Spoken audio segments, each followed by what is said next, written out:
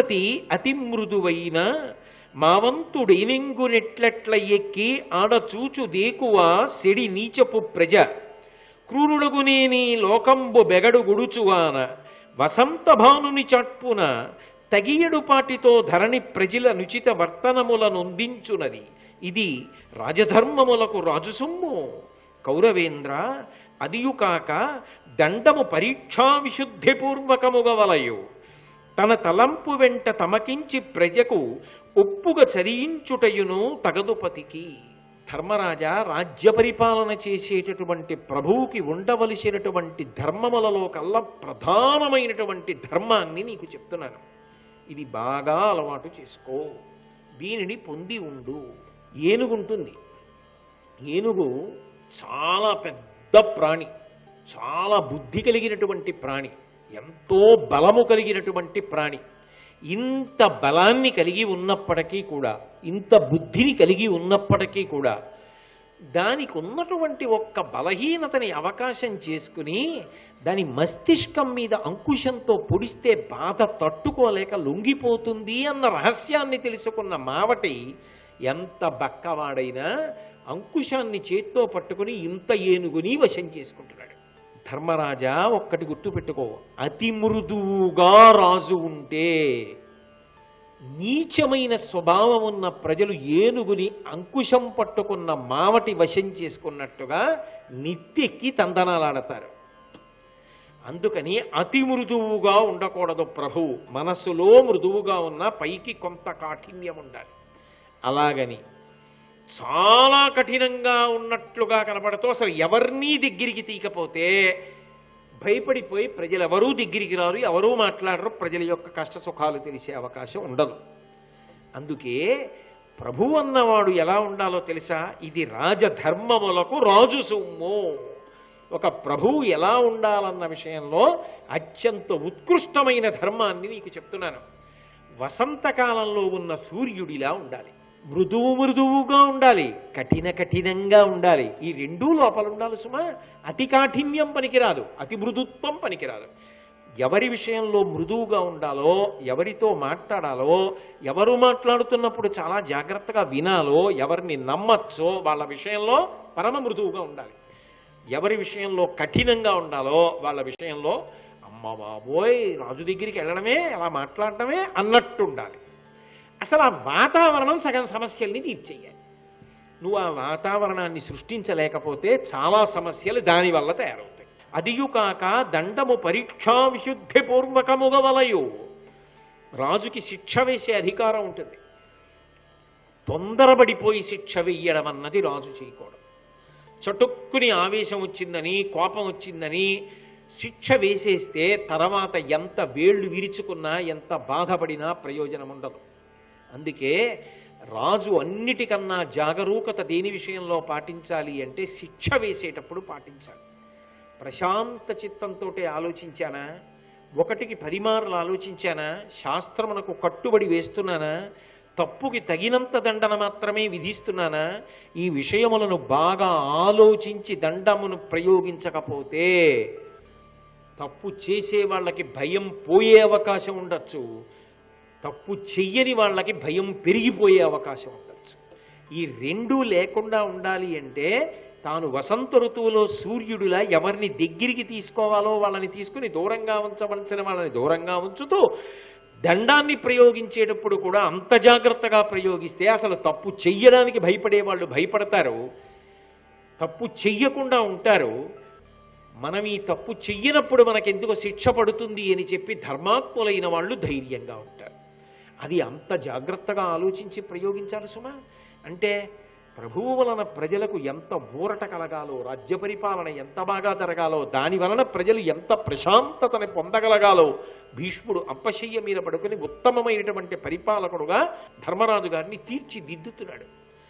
కాబట్టి అలా ఉండాలి. అంతేకాదు, తన తలంపు వెంట తమకించి ప్రజకు నువ్వుగా చరించుటయును తగదు పతికి. ఒక్కటి జ్ఞాపకం పెట్టుకో, ఏదైనా ఒక పనిని ప్రారంభించేటప్పుడు బాగా ఆలోచించి ప్రారంభించాలి. ఎందుకని అంటే ఈ పని చేస్తే ప్రజలకి ఎంత బాధ కలుగుతుంది. పరిపరి విధముల ఆలోచించిన తరువాత నిర్ణయాన్ని ప్రకటించి కార్యాచరణకి రావాలి తప్ప దుంతుడుగు స్వభావంతో నీకు నచ్చిందని ఆచరణ చెయ్యవద్దు. దాని వలన ఏమవుతుందంటే నీకు నచ్చిన ప్రజలకి కష్టం కలగవచ్చు. అప్పుడు ప్రభువు వలన ప్రజలు ఇబ్బంది పడే స్థితి రాకుండా ఉండాలి కదా. అందుకని నువ్వు పరకాయ ప్రవేశం చేసి ప్రజల మనసులలోకి దూరి వాళ్ళకి హితమైన కార్యమే అని నిర్ధారించుకున్న తరువాత మాత్రమే దాన్ని ఆచరణ చేసే ప్రయత్నం చెయ్యి. ఒక స్థానమునకు చేరిన తరువాత ఆ స్థానమునందు తాను ప్రవర్తించేటటువంటి విధానము వలన తన కింద ఉన్న వాళ్ళ గౌరవము నిలబడాలి. లేనినాడు ఆ గౌరవం ఎలా ప్రసరిస్తుంది, ఎలా నిలబడుతుంది? కాబట్టి అది నీ వ్యక్తిగత విషయము కాదు. దానితో పాటుగా నీ మీద ఆధారపడిన వాళ్ళ గౌరవం అంతా ఇమిడి ఉన్నది, వ్యవస్థ గౌరవం ఇమిడి ఉన్నది అని జ్ఞాపకం పెట్టుకో ధర్మరాజా. అంతేకాని ఇవాళ నేను ఈ పదవిలో కూర్చున్నాను కదా అని నీ చిత్తం వచ్చినట్టు ప్రవర్తిస్తే దాని వలన ఆఖరికి ప్రజకు నువ్వుగా చెరించుటయును తగదుపతికి, ప్రజలు బాధపడే విధంగా ప్రభువు ప్రవర్తించరాదు. ఇది కేవలము రాజ్య పరిపాలన చేసేటటువంటి ప్రభువే కాదు, ఎక్కడైనా సరే నువ్వు ఎప్పుడు ఎక్కడ కూర్చున్నా ఆ స్థాన గౌరవాన్ని దృష్టిలో పెట్టుకోకపోతే దాని చేత ప్రభావితులయ్యే వాళ్ళు ఎంతమంది ఉంటారో అంతమంది దెబ్బతింటారు. కాబట్టి చాలా జాగ్రత్త సుమా. నీవు అధికారమును దృష్టిలో పెట్టుకోవడం కన్నా నీ వలన ఎంతమంది ప్రభావితులవుతారో, ఎంతమంది కష్టసుఖాలు పడతారో ఎక్కువ ఆలోచన చేస్తూ ఉండడం నేర్చుకో.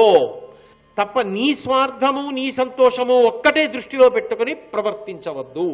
అన్నగారి స్థాయిలో అన్నగారు, భర్త స్థాయిలో భర్త, భార్య స్థాయిలో భార్య, బిడ్డల స్థాయిలో బిడ్డలు.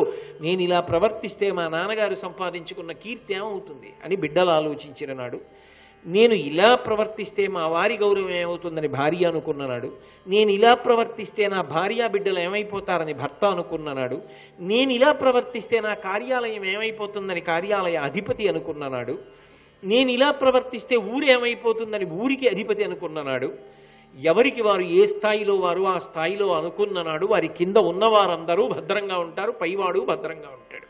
నువ్వు ఏ స్థానంలో ఉన్నావు ఆలోచించుకో. నీ వరకు నువ్వు సంతోషపడిపోవడం కాదు, దాని వలన ఎంతమంది గౌరవం పోతుందన్నది కూడా ఆలోచించుకున్ననాడు ఆ పని చేయకు. ఇది చేయడం వల్ల ఇంతమంది గౌరవం నిలబడుతుంది అనుకున్ననాడు అది నీకు కష్టమైన ఆ పని నువ్వు చేయవలసిందే, అలా ఉండవలసిందే. కాబట్టి అది దృష్టిలో పెట్టుకోసుమా ధర్మరాజా. అప్పుడే నువ్వు ప్రభువుగా గొప్ప కీర్తిని సముపార్జించుకుంటావు.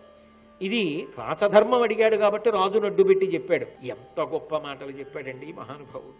ధర్మరాజు గారు అడిగినటువంటి ప్రశ్నకి జవాబుగా భీష్ముడు రాజధర్మాల్ని ఉటంకిస్తున్నాడు. అంపశయ్య మీద పడుకుని మాట్లాడుతూ, అవలేపంబున కర్తవ్య వివేకములేక వలసినట్టుల యవ్వండవినీతి చేయు ధరణీధవుడు విడువబలయు తనకతడు గురుడయినన్. రాజ్య పరిపాలన చేసేటటువంటి ప్రభువు ప్రజా సంక్షేమం కోసం దృష్టిలో పెట్టుకోవలసినటువంటి ప్రధానమైనటువంటి ధర్మములను వరుస క్రమంలో వివరణ చేస్తూ వేరొక ప్రధానమైన విశేషాన్ని వివరణ చేస్తున్నాడు. ఒక భావాన్ని వ్యక్తం చెయ్యాలి అంటే భాష మీద ప్రభుత్వం ఉండాలి. భాష మీద ప్రభుత్వం ఉన్నంతసేపే భావము పటుతరమైనటువంటి రీతిలో వ్యక్తము చేయడం సాధ్యమవుతుంది. ఈ రెండూ ఉన్నంత మాత్రం చేత సరిపోదు. శరీరము కూడా దానికి అనువుగా ఉండాలి, ఏ ఇబ్బంది లేకుండా ఉండాలి. అన్నిటికన్నా ఇక తన అవతార పరిసమాప్తి చేసేస్తున్నాను, కేవలం సూర్యుడు ఉత్తరాయణ పుణ్యకాలంలో ప్రవేశే పర్యంతము మాత్రమే శరీరమునందుంటానని పూర్తిగా తెలిసిన్నటువంటి భీష్ముడు తన యందున్నటువంటి సమస్త శాస్త్ర పరిజ్ఞానాన్ని ధర్మరాజును అడ్డుపెట్టి లోకమునకు అందించడం కన్నా తన జీవితానికి పరమ ప్రయోజనం ఇంకొకటి ఉండదనేటటువంటి సదుద్దేశ్యంతో చెప్తున్నటువంటి రాజధర్మములు. ఆ కోణంలో పరిశీలనం చేసినప్పుడు భీష్ముని యొక్క త్యాగనిరతి అర్థమవుతుంది. అందుకే లోకంలో అన్నిటికన్నా గొప్ప ఉపకారం ఏది అంటే అవతల వారి యొక్క మనస్సు మారి అవతలవారు కూడా సక్రమమైన రీతిలో ప్రవర్తించేటట్లుగా మాట్లాడగలిగినటువంటి ప్రజ్ఞ. అయితే అభూత కల్పనలతో మాట్లాడకూడదు, దానికి శాస్త్రము ప్రాతిపదిక అయి ఉండాలి. రెండు, లోకంలో అసలు చెడు లేనివాడెవరు ఉంటాడు? అంతో ఇంతో చెడు ప్రతివారి యందు ఉంటుంది. ఆ చెడు వదిలిపెట్టుకోగలిగినటువంటి ప్రజ్ఞ మళ్ళీ అవతలవారి ఎందే పైకి లేస్తుంది. అది యువతలవారి గొప్ప కాదు, అంటే నిగూఢంగా వారిలో ఉంది ఆ ప్రజ్ఞ. నేను ఈ తప్పు చెయ్యకూడదు అన్న భావన ఉంటుంది, కానీ అది పటుతరము కావాలి, అది బలవత్తరము కావాలి. అది బలవత్తరము కానంతసేపు బలహీనత బలంగా ఉంటుంది. బలహీనత కన్నా ఉత్తమ భావన యందు బలము పెరిగిన నాడు అది బలహీనతను త్రోసి రాజని సంస్కారవంతమైనటువంటి భావములు మనసులో పొటమరించి అది చక్కటి అధ్యవసాయముతో కూడుకున్నటువంటి నడవడికి కారణభూతమవుతుంది. అది ఆ మాట ద్వారా మాత్రమే సాధ్యమవుతుంది. అందుకే ఆర్షధర్మంలో అత్యంత ప్రధానమైన విషయం ఏది అంటే ఉపదేశమే. ఆ ఉపదేశానికి కూడా స్థాయి కలిగినటువంటి వ్యక్తులు చెయ్యాలి. భీష్ముడు లాంటి వ్యక్తులు చేసినటువంటి ఉపదేశములు ఏవి ఉంటాయో వాటిని మనం చదువుకున్నా చాలు, వాటిని మనం విన్నా చాలు. అలా వినగలిగితే వాసనాబలాలు ఏవి మనని పట్టుకోకూడనివి పట్టుకుని ఉన్నాయో, వాటి చేత మన జీవితము పాడవుతోందో అవి పోయేటట్టుగా చేయగలుగుతాయి. అది ఆ భావమును ప్రచోదన చెయ్యగలిగినటువంటి శక్తి, ఉత్తమమైనటువంటి సంస్కారమును అందించగలిగినటువంటి శక్తి భీష్మాచార్యుల వారికి ప్రబోధమునకు ఉన్నది. కాబట్టే శ్రీకృష్ణ పరమాత్మంతటి వాడు భీష్మా నువ్వు చెప్పేటటువంటి మాటలు వేదతుల్యములవుతాయి అని చెప్పి అనడానికి కారణమైంది. ఉత్తమమైనటువంటి ప్రబోధాల్ని చదవగా చదవగా, ఉత్తమమైన ప్రబోధాలు వినగా వినగా మనలో ఉండేటటువంటి దుర్వాసనలు కూడా కట్టెలోంచి ఎలా నీరు క్రమక్రమంగా వెనక్కి వెళ్ళిపోతుందో అలా వెనక్కి వెళ్ళిపోయి ఆవిరైపోతుంది. మీరు సమాజమునందు ఒక పోకడ చాలా జాగ్రత్తగా పట్టుకోవాలి. బాగా దుష్టమైన సంస్కారములతో ఉన్న వ్యక్తి బాగుపడడం మొదలుపెట్టినా బాగుపడినా ఇక ఆయన పాడవడు. బాగా ఉత్తముడైనటువంటి వ్యక్తి, బాగా సంస్కారవంతుడైన వ్యక్తి, బాగా చదువుకున్న వ్యక్తి పాడైపోవడం మొదలుపెట్టాడనుకోండి, దాన్ని ఆపడం చాలా కష్టం. ఏమీ తెలియక పాడైపోతున్నవాడు వినవలసిన విషయాన్ని వింటే బాగుపడతాడు. అన్నీ తెలిసిన్నవాడు పాడైపోతున్నాడు అనుకోండి, ఎవరు వెళ్ళి చెప్పి ఆపగలరు? ఆయనకి తెలియని విషయాలా? మీరు ఎలా ప్రబోధం చేస్తారు, ఎలా జ్ఞాపకం చేస్తారు, ఎలా మళ్ళీ ఆయన్ని సక్రమమైన మార్గంలోకి తీసుకొస్తారు? అందుకే ప్రబోధము చేత తేలిక ఏ విషయంలో అంటే, నిజానికి మనసు దుష్టమై ఉన్నటువంటి వారు ఎవరుంటారో వారు చాలా తేలికగా మారతారు. శాంతిపర్వం లాంటి విషయాలు, భీష్ముడు చెప్పినటువంటి విషయాలు విని కొద్దిగా అటు ఇటుగా ఉన్నటువంటి మనస్సులలో కూడా మంచి భావనలు ప్రచోదన పొందుతాయి. ఇంకా మంచి భావనలు ఉన్నవాళ్ళు మంచి ఉత్తమమైనటువంటి సంస్కారాన్ని పొందుతారు, మిట్లు ఎక్కగలుగుతారు ఆ సోపానాల్ని.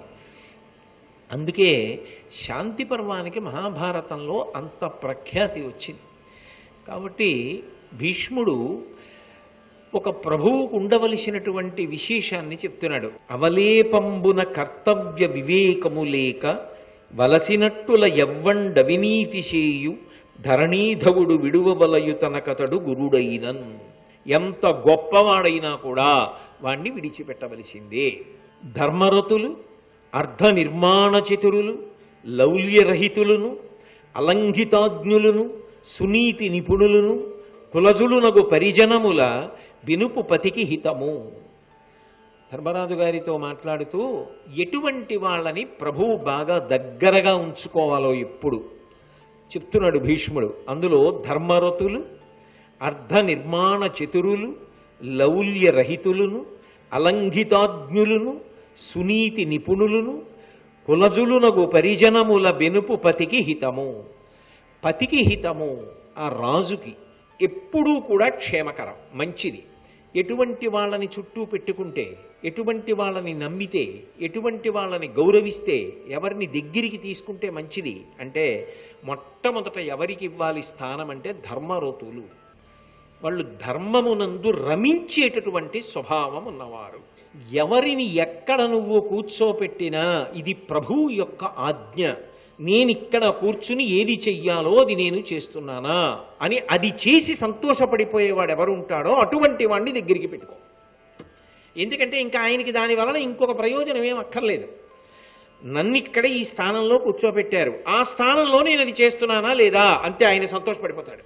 ఆయన్ని ఎక్కడ పెట్టండి, అక్కడ ఆయన కూర్చున్నందుకు గౌరవం, ఓ మర్యాద రావాలి. ఎందువల్ల వస్తుంది? ధర్మరతుడు. ఆయన ధర్మమునందు రమిస్తూ ఉంటాడు.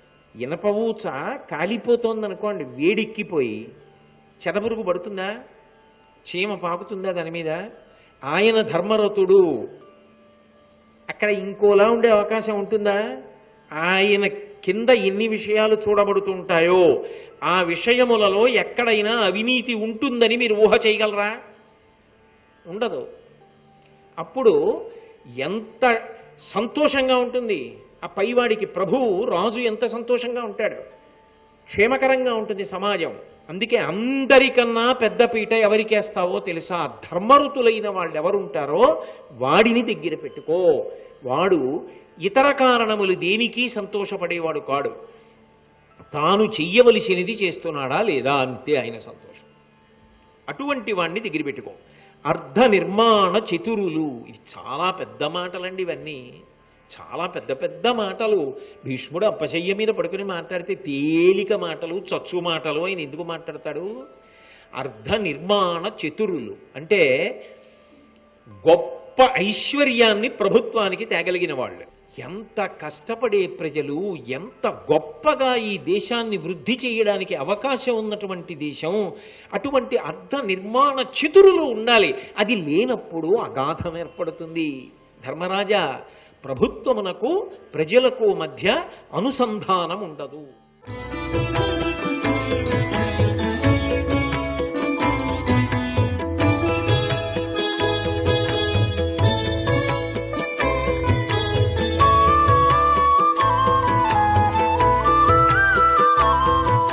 సర్వం శ్రీ ఉమామహేశ్వర పరబ్రహ్మార్పణమస్తు.